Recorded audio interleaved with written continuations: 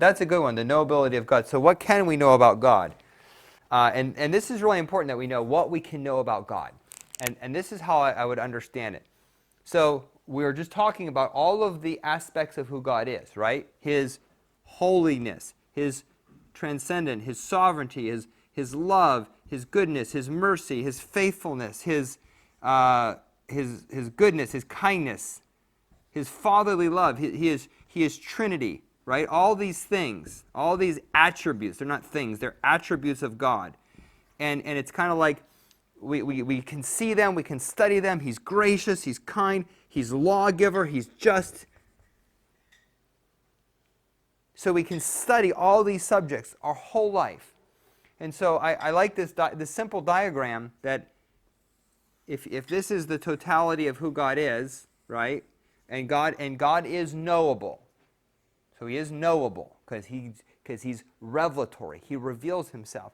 So while we cannot know God in His fullness, we can know God in His we can completely know who God is. So I would believe that as you study Scripture, as you walk with God, you can completely know the God of the Bible because He's knowable. But so what you know about God is a full picture of who God is. There's no shadow or turning. There's nothing hidden that God has not revealed about Himself fundamentally regarding who God is. So it's not like, in other words, there's not an attribute that's missing. Okay, we have the full revelation of God in His attributes. Okay, but we only have a small slice of that. Okay, so it's a complete picture of who God is in the Scriptures.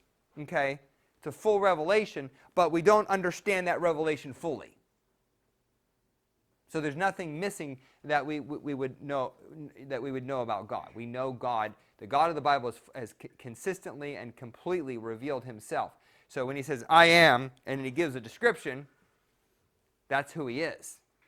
And as we take Scripture and understand it, all the pieces, well, we don't know everything there is to know about God. We know all the major aspects of who God is. Does that make sense?